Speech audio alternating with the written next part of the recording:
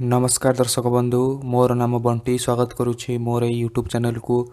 चलतु आज भिडियो रे बुझिबा जे भारत रे कौन पाई एते सब जीवन जाउछि एही घड़घड़ी आउ बिजुली पाई। ठीक अछि तो देखंतु एटा होछि गोटे हिंदुस्तान टाइम्स रो गोटे आर्टिकल। तो एटी लिखा देखंतु lightning strikes have killed 74 people in 24 hours. तो देखंतु एटी लिखा जाय जे गोटिए दिन रे 74 जन लोक मरीगले भारत में कौन पाई ना यही बिजुली पाई आमे कहि परिबा। ठीक अछि तो चलंतु देखिबा ए घटनाटी को पूरा डिटेल्स रे। आहु देखंतु एटा इंग्लिश रे एटी लिखा है किंतु मु तुमको पढ़ी ओडिया रे बुझे देबी। ठीक अछि तो देखंतु in 2019 there were 2876 death due to lightning strikes compared to fewer than 1500 on an average annually between 1968 and 2004। तो देखो ये कहुई जे 2019 रे केवल यही बिजुली पाई 2876 लोक मरी भारत में। ठीक अच्छे तापर देखो India seize 2000 to 2500 lightning deaths every year on average। Lightning is the biggest contributor to accidental death due to natural causes। तो देखो ये लिखाई जे वर्ष को ऑन एन एवरेज माने आमे कहि परिया प्रति वर्ष 2000 रु 2500 लोक खाली यही बिजुली रे मरुछंती बा बिजुली घड़घड़ी रे मरुछंती।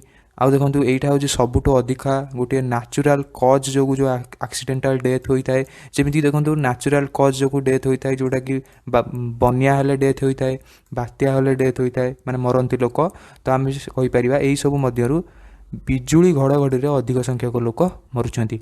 आउ देखो एबे राजस्थान रे लोक मरिछंती राजस्थान मध्य प्रदेश आउ एमि सब राज्य रे बहुत लोक मरी वर्तमान जो बिजुली होता है 2-3 दिन पूर्व। ठीक है तो देखो thunder clouds required heat and moisture to form they are also required to be deep around 9 to 10 kilometers for collision of ice particle to take place and that's what is happening now.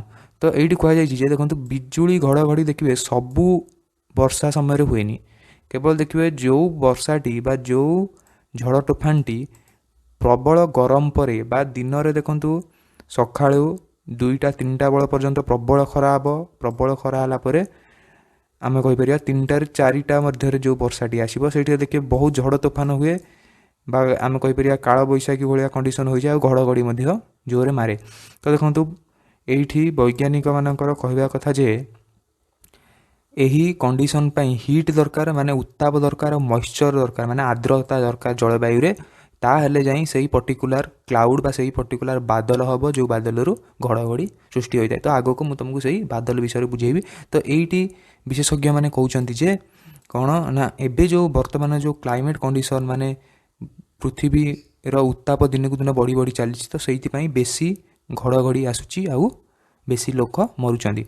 ठीक अच्छे देखो both surface temperature and moisture level have increased significantly in recent years।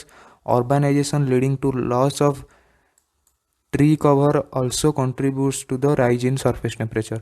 We think the two have mainly contributed to rise in incidence of lightning। तो ये कहुए गछ आम काटी दौचे सहर बढ़ई बढ़ई चलचे तो पृथ्वीर टेम्परेचर पृथ्वीर तापमात्रा दिन को दिन बढ़ी बढ़ी चलती जहाँफल कि पृथ्वीर तापमात्रा बढ़िया फल कौन हो आमर जो से पर्टिकुलर बा से जो आम कहीपर जो बादल रु घड़घड़ी सृष्टि होता है से बादल बढ़ी बढ़ी चलती आउ घड़घड़ी बढ़ी बढ़ी चलती। तो देखो the rise in death due to lightning can be because more people are outdoors and possibly expose to lightning in recent year. तो ये कहुए आग अपेक्षा वर्तमान बहुत लोक बाहर बुली था वर्षा समय तो से लोक बेसी मरुंच बाहर कम कर। देखो यहाँ हूँ गोटे बिजुलीर दृश्य बा घड़घड़ी दृश्य देखो गोटे गछ को पूरा मझे 2 फाड़ भी कर पारे बिजुली।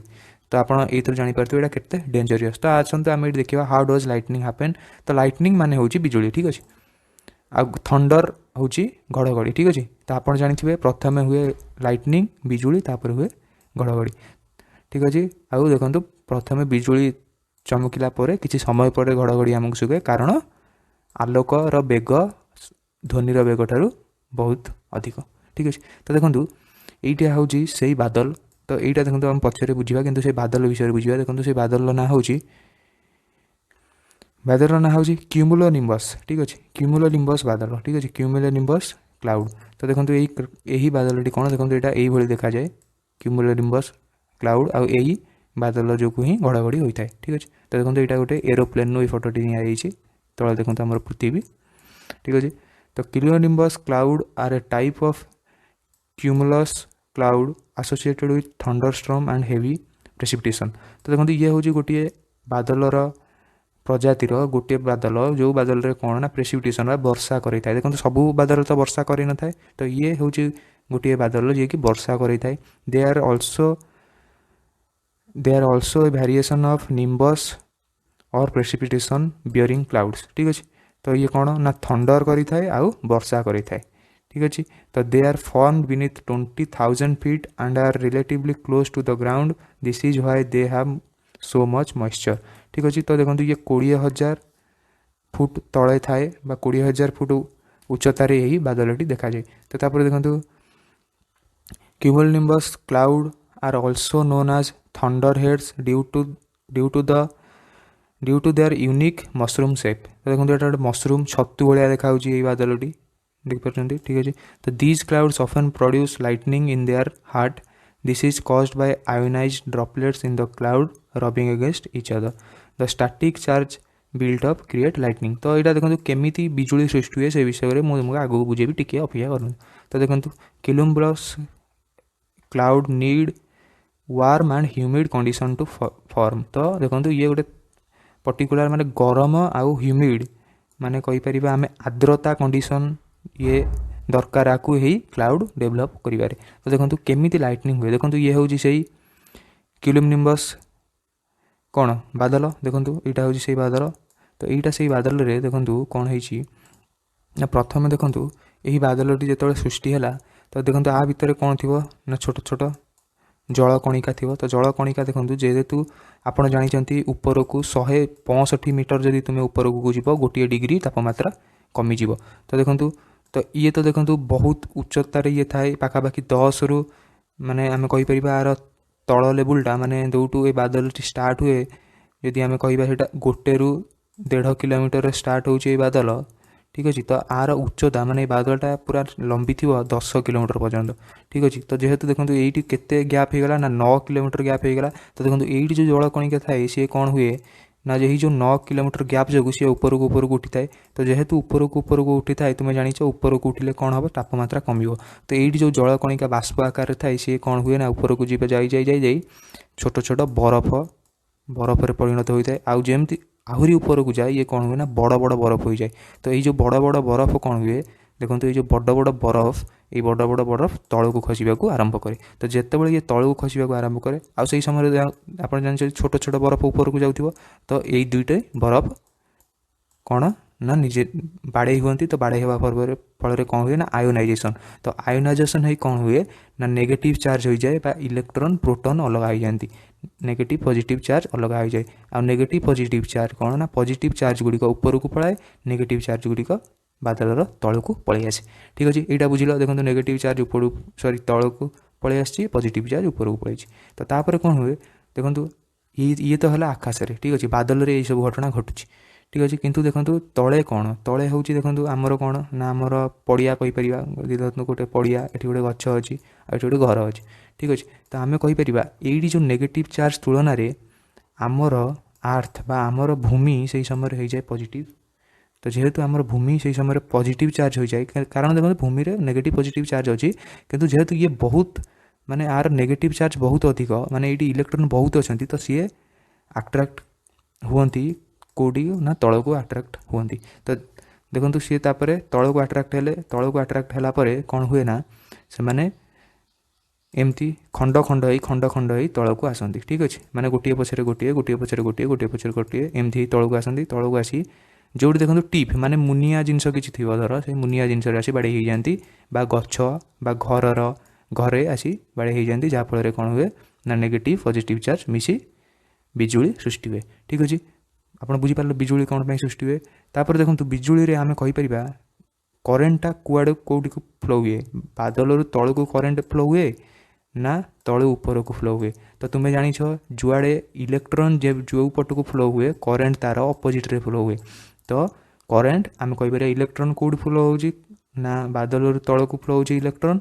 ତ କରେଣ୍ଟ କୁଆଡ଼େ ଯାଏ ନା ତଳୁ ଉପରକୁ। ଠିକ୍ ଅଛି, ତଳୁ ଉପରକୁ କରେଣ୍ଟ ଯାଇଥାଏ। ତାପରେ ଆସନ୍ତୁ ଦେଖିବା lightning is extremely hot, it can reach about 30,000 degree Celsius. ତ ଦେଖନ୍ତୁ ଏଇଟା ହେଉଛି ବହୁତ ଗରମ ଏଇ ଲାଇଟନିଂ ବା ବିଜୁଳି। ଆଉ ଦେଖନ୍ତୁ 30,000 ଡିଗ୍ରୀ ସେଲସିୟସ୍। ତ ଦେଖନ୍ତୁ ବର୍ତ୍ତମାନ ତୁମେ ଯେଉଁଠି ରହୁଛ ତାର ଟେମ୍ପରେଚର୍ 30 ଡିଗ୍ରୀ ଥିବ। ଠିକ୍ ଅଛି, ତ ଦେଖନ୍ତୁ 30,000 ଡିଗ୍ରୀ ମାନେ ତୁମେ ଭାବୁଥିବ କେତେ ଗରମ ଏଇ ବିଜୁଳି। This create hot air that expand as the air cools it contract again this happen very fast. ତ କ'ଣ ହୁଏ ନା ଦେଖନ୍ତୁ ଏଇ ଯେଉଁ ତାପମାତ୍ରା ଯେତେବେଳେ ପବନ ମଧ୍ୟ ଦେଇ ଆସେ, ଦେଖନ୍ତୁ ଉପରେ ଅଛି ବାଦଲ, ଧର ଇଏ ଅଛି ବାଦଲ। ଠିକ୍ ଅଛି, ତ ଏଇଠି ଅଛି ଜମି, ଏଇଠି ଅଛି ଧର ଆମ ଭୂମି ଅଛି, ଆଉ ଏଇଠି ଅଛି ଗୋଟେ ଘର। ଠିକ୍ ଅଛି, ତ ଦେଖନ୍ତୁ ଏତିକ ବାଟ ତ ବିଜୁଳି ଆସିବ ନା ନାହିଁ। ତ ଏତିକ ବାଟ ଯେତେବେଳେ ବିଜୁଳି ଆସେ କ'ଣ ହୁଏ ନା ସେ ଏଇଠି ସବୁ ଯେଉଁ ବାୟୁ ଅଛି, ତ ଏଇ ବାୟୁରେ ସବୁ ବାୟୁ ମଧ୍ୟ ଦେଇକି ଆସେ। ତ ଏଇ ବାୟୁ ମଧ୍ୟ ଦେଇ ଆସିଲା ବେଳେ କ'ଣ ହୁଏ ନା ଦେଖନ୍ତୁ ଆର ଟେମ୍ପରେଚର୍ ହେଉଛି 30,000 ଡିଗ୍ରୀ। ତ ଆର ଯେତେବେଳେ ଟେମ୍ପରେଚର୍ 30,000 ଡିଗ୍ରୀ, ତ ଏଇ ଯେଉଁ ବାୟୁ ସଂସ୍ପର୍ଶରେ ଆସି ସେ କ'ଣ କରେ ନା ସଡନ୍ଲି ବାୟୁକୁ ଗରମ କରିଦିଏ, ଆଉ ସଡନ୍ଲି ସେଇଟା ଥଣ୍ଡା ବି ହୋଇଯାଏ। କାରଣ ଦେଖନ୍ତୁ ଯେତେବେଳେ ବିଜୁଳିଟା ପଳେଇବ ସଡନ୍ଲି ପଳେଇବ, ତ ଯେଉଁ ଗରମ ହୋଇଥିଲା ବାୟୁ ସିଏ ବି ଥଣ୍ଡା ହେଇଯିବ। ତ ଆ ଫଳରେ କ'ଣ ହୁଏ ନା ସଡନ୍ ଗରମ ହେଲେ କ'ଣ ନା ବାୟୁ ଏକ୍ସପାଣ୍ଡ କରିଯାଏ, ମାନେ ଏମିତି ଆଡ଼କୁ ସାଡ଼କୁ ଦୌଡ଼ିବାକୁ ଲାଗେ କିଏ ନା ଜଳବାୟୁ ଆଉ ପବନ। ତ ଯାହାଫଳରେ କି କ'ଣ ନା ସାଉଣ୍ଡ ସୃଷ୍ଟି ହୁଏ। ତ ଆମେ ସେଇଥିପାଇଁ ଯେତେବେଳେ ବିଜୁଳି ମାରେ ଆମକୁ ଘଡ଼ଘଡ଼ି ଶୁଭେ। ଠିକ୍ ଅଛି, ତ ସେଇଠି ସେଇ କଥାଟି ଏଠି କୁହାଯାଇଛି। The rapid expansion and contraction of air create a loud crack, you hear it as thunder. ତ ଏଇ ଯେଉଁ ସମ୍ପ୍ରସାରଣ ଆଉ ବିସରଣ ହେବାର ଯେଉଁ ପ୍ରକ୍ରିୟାରୁ କ'ଣ ସୃଷ୍ଟି ହୁଏ ନା ଗୋଟେ ସାଉଣ୍ଡ ସୃଷ୍ଟି ହୁଏ। ତ ତାକୁ ଆମେ ଘଡ଼ଘଡ଼ି ବୋଲି କହିଥାଉ। Have you ever heard a rumbling sound after the initial crack of thunder, that's the sound of air vibrating as it cools. ଦେଖନ୍ତୁ ଆପଣ ଘଡ଼ଘଡ଼ି ସରିଲା ବେଳେ ଆପଣ ଖାଲି ଧଡ଼ିକି ସାଉଣ୍ଡ ଶୁଭିବନି, ଘଡ଼ଘଡ଼ି ଧଡ଼ିକି ହେଲା ପରେ ତାପରେ ଘୁଡ଼ୁ ଘୁଡ଼ୁ ଘୁଡ଼ୁ ଘୁଡ଼ୁ ଘୁଡ଼ୁ ଏମିତି ସାଉଣ୍ଡ ହୁଏ। ତ ସେଇଟା କାହିଁ ସାଉଣ୍ଡ ହୁଏ ନା ଏ ଯେଉଁ ଏୟାରଟି ଯେତେବେଳେ ଥଣ୍ଡା ହୁଏ ସେଇଟା ସେଇଭଳି ଘୁଡ଼ୁ ଘୁଡ଼ୁ ଘୁଡ଼ୁ ଘୁଡ଼ୁ ସାଉଣ୍ଡ ହୁଏ। ତ ଘଡ଼ଘଡ଼ି ଯେତେବେଳେ ଜୋରେ ପଡ଼ିଗଲା ପରେ ତାପରେ ଦେଖନ୍ତୁ ଟିକେ ଟିକେ ସାଉଣ୍ଡ ହୁଏ ଘୁଡ଼ୁ ଘୁଡ଼ୁ ଘୁଡ଼ୁ ଘୁଡ଼ୁ ହୋଇକି। ତ ସେଇଟା କ'ଣ ପାଇଁ ସାଉଣ୍ଡ ହୁଏ ନା ଯେତେବେଳେ ଏୟାରଟି କୁଲ୍ ହୁଏ ସେଇଥିପାଇଁ ଏଇଟା ସାଉଣ୍ଡ ହୁଏ। ତାଉ ଦେଖନ୍ତୁ lightning carries 300 million volt and about 30,000 ampere. ତ ଆମକୁ ଘରକୁ ଯେଉଁ କରେଣ୍ଟ ଆସୁଛି ତାର ହେଉଛି 220 ଭୋଲ୍ଟ। ଠିକ୍ ଅଛି, ଆମ ଘରେ ଯେଉଁ କରେଣ୍ଟ ଆସିକି ପହଞ୍ଚୁଛି। ଆଉ ଦେଖନ୍ତୁ ଏଇଟା ହେଉଛି 300 ମିଲିୟନ୍, ମାନେ 300ରେ ତୁମେ 6ଟି ଶୂନ ଲଗେଇବ ଯେତିକି ହେବ ସେତିକି ଭୋଲ୍ଟର କରେଣ୍ଟ ବା ସେତିକି ଭୋଲ୍ଟର କରେଣ୍ଟ କିଏ ନେଇକି ଆସିଥାଏ? ବିଜୁଳି। ତ ଜାଣିପାରୁଥିବ ଏ ତୁମ ଉପରେ ପଡ଼ିଲେ ତୁମ ଅବସ୍ଥା କ'ଣ ହେବ। ତ ଦେଖନ୍ତୁ ଏହି ବିଜୁଳିରୁ କେମିତି ରକ୍ଷା ପାଇବା। ତ ଦେଖନ୍ତୁ ଏହି ବିଜୁଳିରୁ ରକ୍ଷା ପାଇବାର ଗୋଟିଏ ଉପାୟ ହେଉଛି ଯଦି ତୁମ ଘରେ ତୁମେ କ'ଣ ନା ଗୋଟିଏ ଲାଇଟନିଂ ରଡ଼୍ ଲଗାଇ ଦେଇଛ। ଠିକ୍ ଅଛି, ତ ତୁମେ ଯଦି ଗୋଟେ ଘରେ ତୁମେ କ'ଣ କରିବ ନା ଏମିତି ଗୋଟେ ଲାଇଟନିଂ ରଡ଼୍ କପର୍ର ନେଇଯିବ। ତାଠାରେ କ'ଣ ସେଇ ଲାଇଟନିଂ ରଡ଼୍ଟାକୁ ଲଗାଇଦେଲା ପରେ ତାପରେ ଏଇଠି ୱାୟାର ନେଇଯିବ, ୱାୟାର ନେଇକି ତାକୁ ମାଟିରେ ପୋତିଦେବ। ଠିକ୍ ଅଛି, ମାଟିରେ ଗୋଟେ ରଡ଼୍ ପୋତିକି ତାକୁ ବାନ୍ଧିଦେବ। ତ ଯାହାଫଳରେ କ'ଣ ହେବ ନା ବିଜୁଳିଟା ଏଇଠି ପଡ଼ିବ କେଉଁଠି ସେ ଯେଉଁ କପର୍ ରଡ଼୍ ଉପରେ, ତାପରେ ସେଇଟା ଏଇ ତାର ବାଟେ ଯାଇ ଗ୍ରାଉଣ୍ଡକୁ ଚାଲିଯିବ, ଯାହାଫଳରେ କି ତୁମ ଘରେ ଆଉ ବିଜୁଳି ବା ଘଡ଼ଘଡ଼ି ପଡ଼ିବ ନାହିଁ। ତ ଦେଖନ୍ତୁ ଏଇଟା ହେଉଛି ଦେଖନ୍ତୁ ବିଶ୍ୱରେ ଦେଖିବ ଯେତେ ଯେତେ ବଡ଼ ସବୁ ବଡ଼ ବଡ଼ ବିଲ୍ଡିଂ ଅଛି, ତ ଦେଖନ୍ତୁ ତା ଉପରେ ଫ୍ରିକ୍ୱେଣ୍ଟଲି ବା ଆମେ କହିପାରିବା ଯେ ସବୁବେଳେ ଘଡ଼ଘଡ଼ି ପଡ଼ିଥାଏ। ଆଉ ଦେଖନ୍ତୁ ସେଇ ବିଲ୍ଡିଂ ମାନଙ୍କର କିଛି ହୁଏନି, ଦେଖନ୍ତୁ ସେଠି ସବୁ ଲାଇଟ୍ ଫାଇଟ୍ ସବୁ ଜଳୁଛି। ତ ସେମାନେ ଦେଖନ୍ତୁ ପ୍ଲକ୍ ବି କାଢ଼ୁନାହାନ୍ତି, କିନ୍ତୁ ଘଡ଼ଘଡ଼ି ଦେଖନ୍ତୁ ଡାଇରେକ୍ଟ ତା ଉପରେ ପଡ଼ୁଛି ଆଉ ସେଇଟା ତଳକୁ ପଳାଉଛି ଗ୍ରାଉଣ୍ଡକୁ। ତ ମେନ୍ କଥା ହେଉଛି ବିଜୁଳି ଯେତେବେଳେ ପଡ଼େ ତ ସିଏ ଗ୍ରାଉଣ୍ଡକୁ ଯିବାକୁ ଚାହେଁ, ତ ତା ମଝିରେ ଯିଏ ଆସିବ ସିଏ ସେଇଟାକୁ ପୋଡ଼ି ପାଡ଼ି ପକାଏ। ଠିକ୍ ଅଛି, ତ ଦେଖନ୍ତୁ ଯେତେବେଳେ ବିଜୁଳି ମାରୁଛି ତୁମେ ଯଦି ଗୋଟେ କାର୍ ଭିତରେ ଅଛ ତାହେଲେ ତୁମେ ସେଫ୍, ମାନେ କାର୍ ଭିତରେ ରହିଲେ କିଛି ତୁମର ହେବନି। କିନ୍ତୁ ତୁମେ ଯଦି ବାଇକ୍ ଆଉ ସାଇକେଲ ଆଉ ଯଦି ପଡ଼ିଆରେ ବୁଲୁଛ କି ବିଲରେ କାମ କରୁଛ ତାହେଲେ କ'ଣ ହେବ ନା ତୁମ ଉପରେ ବିଜୁଳି ଡାଇରେକ୍ଟ ପଡ଼ିବାର ଚାନ୍ସ ଅଛି। କାରଣ ତୁମେ ଯଦି ସାଇକେଲ ଆଉ ଗାଡ଼ି ଚଲାଉଛ କି ତୁମେ ଚାଲିକି ଆସୁଛ ତାହେଲେ କ'ଣ ହେବ ନା ତୁମ ଉପରେ ବିଜୁଳି ପଡ଼ିପାରେ। କାରଣ ମାଟି ଆଉ ବିଜୁଳି ମଧ୍ୟରେ ତୁମେ ଗୋଟିଏ କଣ୍ଡକ୍ଟର ସାଜିଯିବ। ମାନେ ଦେଖନ୍ତୁ ଏଇଟା ଧର ମାଟି ହେଲା, ତୁମେ ଏଇଠି ଠିଆ ହେଇଛ, ବିଜୁଳି ଦେଖନ୍ତୁ ତୁମ ଉପରେ ପଡ଼ିବ। କାରଣ ବିଜୁଳି ପବନରେ ଭଲ କି ଯାଇପାରେ ନାହିଁ, ତ ସିଏ ସବୁବେଳେ ଗୋଟେ କଣ୍ଡକ୍ଟର ବା ଗୋଟିଏ ପାଥ୍ ଖୋଜୁଥାଏ ଯାହାଦ୍ୱାରା ସେ ଯାଇପାରିବ। ସେଇଥିପାଇଁ ସିଏ କ'ଣ ନା ଗଛ ଉପରେ ପଡ଼ିଯାଏ ଆଉ ଘର ଉପରେ ପଡ଼ିଯାଏ। ଆଉ ତୁମେ ଯଦି ଏକୁଟିଆ ଗାଡ଼ି ଚଲାଇ ଯାଉଥିବ ସେ ତୁମ ଉପରେ ପଡ଼ିବ ହିଁ ପଡ଼ିବ ବିଜୁଳି ମାରୁଥିବା ସମୟରେ। ଆଉ ଦେଖନ୍ତୁ ତୁମେ କେବେ ବି ଗୋଟିଏ ଗଛ ତଳେ ବସିଯିବନି ବିଜୁଳି ମାରିବା ସମୟରେ, କାରଣ ଗଛ ଉପରେ ପ୍ରାୟତଃ ବିଜୁଳି ପଡ଼ିଥାଏ। ଆଉ ଦେଖନ୍ତୁ ବର୍ଷା ହେଲା ବିଜୁଳି ହେଲା ସମୟରେ ଦୌଡ଼ିବ ବି ନାହିଁ, କାରଣ ତୁମେ ଯଦି ଦୌଡ଼ୁଛ ତୁମେ ପଜିଟିଭ୍ ଚାର୍ଜ ଜେନେରେଟ୍ ହେବ ତୁମ ଦେହରେ, ତ ସେଇଟା ବିଜୁଳିକୁ ଆକର୍ଷଣ କରିବ। ଆଉ ଦେଖନ୍ତୁ ଯଦି ବିଜୁଳି ମାରୁଛି ଆଉ ତୁମ ପାଖରେ ଗଛ ମାନେ ତୁମ ପାଖରେ କିଛି ଘର ଫର ନାହିଁ, ତ ଦେଖନ୍ତୁ ସବୁଠୁ ସେଫ୍ ଜାଗା ହେଉଛି ଘର। ତ ଯଦି ତୁମ ପାଖରେ ଘର ନାହିଁ କିମ୍ବା ତୁମ ଚାରିପଟେ ଘର କିଛି ନାହିଁ, ତ ତୁମେ କ'ଣ କର ନା ଗୋଟିଏ ଜାଗାରେ ଯାଇ ଏମିତି କାନରେ ହାତ ଦେଇ ବସିଯିବ, ନା କି ଠିଆ ହେବ ନା କି ଶୋଇବ। ଠିକ୍ ଅଛି, ଏଇଭଳି ବସିଗଲେ କ'ଣ ନା ବିଜୁଳି ପଡ଼ିବାର ଚାନ୍ସ ବହୁତ କମ୍। ଆଉ ଦେଖନ୍ତୁ ଗୋଟିଏ କାମ, ବିଜୁଳି ମାରୁଥିବା ସମୟରେ କେବେ ବି ସାୱାର ନେବନି ବା କେବେ ବି ସାୱାରରେ ଗାଧୋଇବନି, କାରଣ ସାୱାର ମାଧ୍ୟମରେ ବି ବିଜୁଳି ଆସିପାରେ।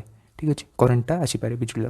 ଆଉ ଦେଖନ୍ତୁ ଯେଉଁ କୃଷକ ବନ୍ଧୁଗଣ ଏଇ ଭିଡ଼ିଓଟିକୁ ଦେଖୁଛନ୍ତି, ତୁମମାନଙ୍କୁ କହି ରଖେ ଯେ ବିଜୁଳି ମାରିବା ସମୟରେ ଟ୍ରାକ୍ଟରରେ ଯଦି ତୁମେ କିଛି ହଳ କାମ କରୁଥିବ ତ ତୁରନ୍ତ ଟ୍ରାକ୍ଟରକୁ ଛାଡ଼ି ବିଲ ହିଡ଼ରେ ଯାଇ ତୁମେ ବସିପାରିବ, କିମ୍ବା ଗୋଟିଏ ତୁମର ସେଇ ପାଖପାଖରେ ଯଦି କିଛି ଘର ଅଛି ପକ୍କା ଘର, ତ ସେ ପକ୍କା ଘରେ ଯାଇ ତୁମେ ରହିପାରିବ, ନା କି ଟ୍ରାକ୍ଟରରେ ରହି କାମ କରିବ, କାରଣ ଟ୍ରାକ୍ଟରଟି ହେଉଛି ଲୁହାରେ ତିଆରି ଆଉ ସେଇଟା ବିଜୁଳିକୁ ଆକର୍ଷିତ କରିବ।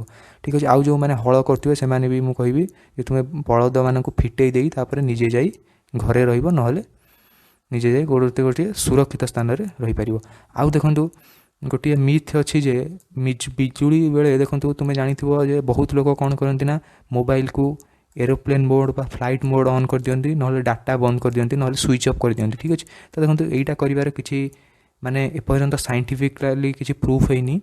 ତ ଦେଖନ୍ତୁ ମୁଁ ତୁମକୁ କହିବି ଯେ ତୁମେ ଯଦି ଘରେ ଅଛ ଆଉ ତୁମେ ମୋବାଇଲ ଚଲାଉଛ ଘଡ଼ଘଡ଼ି ମାରିବା ସମୟରେ, ତ ତୁମ କିଛି ହେବନି, କାରଣ ଘଡ଼ଘଡ଼ି ଏଇ ମୋବାଇଲ ବାଟେ ଆସି ତୁମ ମୋବାଇଲକୁ ଫଟେଇ ଦେବନି। କାରଣ ଯଦି ବି ମୋବାଇଲକୁ ଟ୍ରାକ୍ କରି ଆସେ ତାହେଲେ ତୁମ ଘର ଉପରେ ପଡ଼ିବ, ନା କି ତୁମ ମୋବାଇଲକି ଡାଇରେକ୍ଟ ପଳେଇ ଆସିବ। ଆଉ ଗୋଟେ କଥା ହେଉଛି, ଯଦି ତୁମେ ବାହାରେ ବୁଲୁଛ ତାହେଲେ ବାହାରେ ବୁଲୁଛ ଯଦି ତୁମେ ମୋବାଇଲଟିକୁ ୟୁଜ୍ କରନି, କାରଣ ମୋବାଇଲରେ ବି ଇଲେକ୍ଟ୍ରୋମ୍ୟାଗ୍ନେଟିକ୍ ୱେଭ୍ ବା ରେଡ଼ିଓ ୱେଭ୍ ବି ଥାଏ। ତ ଆମେ କହିପାରିବା ଯେ ମୋବାଇଲଟି ୟୁଜ୍ କଲେ ତୁମ ଉପରେ ପଡ଼ିବାର ବହୁତ ଚାନ୍ସ ବଢ଼ି ଯାଇଥାଏ। ତ ମୁଁ ତୁମକୁ ସଜେଷ୍ଟ କରିବି ଯେ ତୁମେ ଯେତେବେଳେ ବାହାରେ ଅଛ ମୋବାଇଲ ୟୁଜ୍ କରନି, ଘର ଭିତରେ ତୁମେ ରହି ମୋବାଇଲ ଆରାମସେ ୟୁଜ୍ କରିପାରିବ, ତାର କିଛି ପ୍ରୋବ୍ଲେମ୍ ନାହିଁ।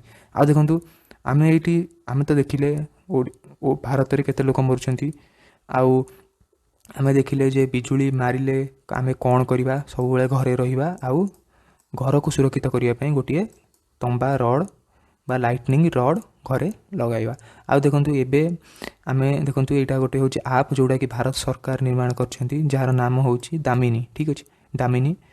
ତ ଦେଖନ୍ତୁ ଏଇ ଦାମିନୀ ଆପ୍ ତୁମେ ତୁମ ମୋବାଇଲରେ ଇନଷ୍ଟଲ୍ କରିପାରିବ। ଏହି ଆପ୍ରେ ଦେଖନ୍ତୁ ତୁମକୁ କ'ଣ ନା ତୁମ ଘର ଚାରିପଟେ ବା ତୁମ ଘରର ଚତୁଃପାର୍ଶ୍ୱରେ 40 କିଲୋମିଟର ଭିତରେ ଘଡ଼ଘଡ଼ି ମାରିବ କି ନାହିଁ ସେ ଏହି ଆପ୍ଟି ଜଣାଇ ଦେଇଥାଏ। ଦେଖନ୍ତୁ ଇଏ ଯେମିତି ଜଣାଉଛି, ଦେଖନ୍ତୁ ଏଇଠି ବି ଦେଖାଇଦେବ କେତେ ସମୟ ଭିତରେ ବା ମାନେ ଆଗକୁ କେତେ ସମୟ ଭିତରେ ଘଡ଼ଘଡ଼ି ମାରିବ, ଏହି ଆପ୍ରେ ତୁମକୁ ଦେଖାଇଦେବ ପ୍ରିଭିୟସ୍। ମାନେ ଦେଖନ୍ତୁ ତୁମେ ଧର ବାହାରେ ଅଛ, ଧର ବଜାରକୁ ଯାଇଛ କିମ୍ବା ମାର୍କେଟକୁ ଯାଇଛ, ତ ଏହି ଆପ୍ ତୁମକୁ ଜଣାଇଦେବ ଯେ ଆଉ 5 ମିନିଟ୍ ପରେ ଘଡ଼ଘଡ଼ି ମାରିବାର ଅଛି, ତ ତୁମେ ସୁରକ୍ଷିତ ସ୍ଥାନକୁ ପଳାଇ ଯାଅ। ଠିକ୍ ଅଛି, ତ ଦେଖନ୍ତୁ ଏଇଠି କ'ଣ ଲେଖା ହେଇଛି, ନୋ ଲାଇଟନିଂ ୱାର୍ଣ୍ଣିଂ, କିନ୍ତୁ ଯେତେବେଳେ ୱାର୍ଣ୍ଣିଂ ହେବ ଏଇଟା ରେଡ୍ ହେଇଯିବ ଆଉ ତୁମେ ସୁରକ୍ଷିତ ସ୍ଥାନକୁ ପଳାଇବ। ତ ଦେଖନ୍ତୁ ଏଇଟା ଭାରତ ସରକାର ଏଇଟାକୁ ତିଆରି କରିଛନ୍ତି, ଏ ଆପ୍ଟାକୁ, ଆଉ ଏଇଟା ହେଲ୍ପ କରିପାରିବ ତୁମକୁ ଭବିଷ୍ୟତରେ ତୁମେ ଯେତେବେଳେ ବାହାରକୁ ଯାଇଥିବ ଆଉ ଜୋର ବର୍ଷା ହେଉଥିବ, ତ ତୁମେ ଜାଣିପାରିବ ଯେ ତୁମ ଚତୁଃପାର୍ଶ୍ୱରେ 15 ମିନିଟ୍ ବା 10 ମିନିଟ୍ରେ ବା କେତେ ସମୟରେ ଘଡ଼ଘଡ଼ି ମାରିବ। ଆଉ ଗୋଟେ କଥା ଦେଖନ୍ତୁ ଯେ ଓଡ଼ିଶାର ଲୋକ ବହୁତ ପରିମାଣରେ ମରିଥାନ୍ତି ଏଇ ଘଡ଼ଘଡ଼ି ପାଇଁ।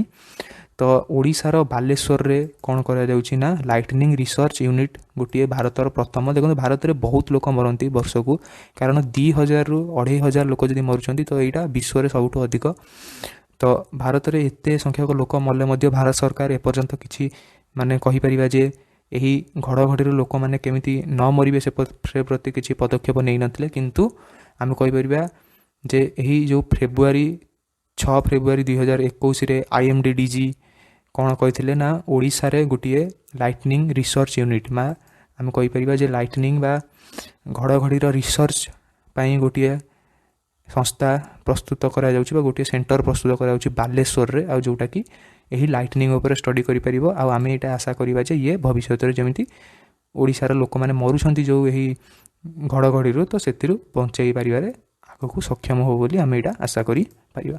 ତ ଦେଖନ୍ତୁ, ତ ଆଜିର ଏହି ଭିଡ଼ିଓରେ ଆମେ କ'ଣ ଜାଣିଲେ। ଆଉ ଗୋଟେ କଥା ଦେଖନ୍ତୁ, ଯଦି ଘଡ଼ଘଡ଼ି ପଡ଼ୁଛି ତ ତୁମେ କେବେ ବି ଭାବିବନି ଯେ ଗୋଟିଏ ବଡ଼ ଗଛ ଅଛି ସେଇ ବଡ଼ ଗଛ ଉପରେ ସବୁବେଳେ ପଡ଼ିବ, କିମ୍ବା ଗୋଟିଏ ବଡ଼ ବିଲ୍ଡିଂ ଅଛି ସେଇ ବଡ଼ ବିଲ୍ଡିଂ ଉପରେ ସବୁବେଳେ ପଡ଼ିବ। କାରଣ ଘଡ଼ଘଡ଼ି ଦେଖନ୍ତୁ ଯେଉଁ ଜାଗାରେ ପଡ଼ିବା କଥା ପଡ଼ିବ, କିନ୍ତୁ ତୁମେ ଯଦି ତା'ର ସେଇ ଜାଗାରେ ଅଛ ତାହେଲେ ତୁମକୁ କ୍ଷତି କରିପାରେ।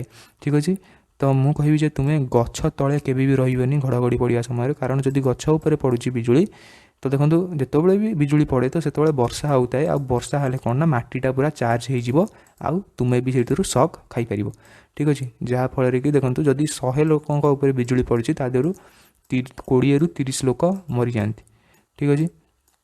ତ ଦେଖନ୍ତୁ, ବିଜୁଳି ଯେତେବେଳେ ବି ପଡ଼ୁଛି ତୁମେ ସବୁବେଳେ ଘରେ ରୁହ, ଆଉ ଯଦି ବାହାରେ ଅଛ ମୁଁ ତୁମକୁ ଯେଉଁ ପୋଜିସନ୍ ଦେଖେଇଲି, ଠିକ୍ ଅଛି, ତ କେଉଁଠିକୁ ଯିବାର ନାହିଁ, କେଉଁ ଗଛ ତଳକୁ ଯିବାର ନାହିଁ, ଏମିତି ବସିଯିବ, ଓଦା ହେଲେ ହେବ ପଛେ କିନ୍ତୁ ଜୀବନ ବଞ୍ଚିଯିବ। କାରଣ ଘଡ଼ଘଡ଼ି ଏମିତି ବସିଲେ ପଡ଼ିବାର ବହୁତ ଚାନ୍ସ କମ୍, କାରଣ ତୁମେ ଯେତିକି ତୁମର ଉଚ୍ଚତା ଥିବ ତାଠାରୁ ତୁମ କରରେ ବହୁତ ଉଚ୍ଚା ଉଚ୍ଚା ଗଛ ଥିବ, ତ ଯାହାଫଳରେ କି ସେ ଗଛ ଉପରେ ବିଜୁଳି ପଡ଼ିବ। ଠିକ୍ ଅଛି। ଆଉ ଯଦି ତୁମେ କାର୍ରେ ଅଛ ତାହେଲେ ତୁମେ ପୁରା ସେଫ୍, ଆଉ ତୁମର କିଛି ହେବନି। ତ ମୁଁ ଭାବୁଛି ଦେଖନ୍ତୁ, ଆଜିର ଏହି ଭିଡ଼ିଓରେ ମୁଁ ତୁମକୁ ଏଇ ଯେଉଁ ଘଡ଼ଘଡ଼ି ବିଷୟରେ ବୁଝେଇବାକୁ ଚେଷ୍ଟା କରିଥିଲି, ତୁମମାନଙ୍କୁ ଭଲ ଭାବରେ ବୁଝେଇ ପାରିଛି। ଆଉ ଦେଖନ୍ତୁ, ଏଇ ଯେଉଁ 74 ଲୋକ ମରିଛନ୍ତି, ତ ଆମେ ପ୍ରେ କରିପାରିବା ଯେ ସେମାନଙ୍କ ଆତ୍ମା ଶାନ୍ତି ପାଉ। ଆଉ ତୁମକୁ ଯଦି ଏହି ଭିଡ଼ିଓଟି ଭଲ ଲାଗିଥିବ ତାହେଲେ ତୁମେ ମୋର ଏହି ଚ୍ୟାନେଲଟିକୁ ଲାଇକ୍, ସେୟାର ଆଉ ସବସ୍କ୍ରାଇବ୍ କରିପାରିବ। ଠିକ୍ ଅଛି ବନ୍ଧୁଗଣ, ପୁଣି ଥରେ ଦେଖା ହେବ ନେକ୍ସଟ ଭିଡ଼ିଓରେ। ସେ ପର୍ଯ୍ୟନ୍ତ ରହୁଛି, ନମସ୍କାର।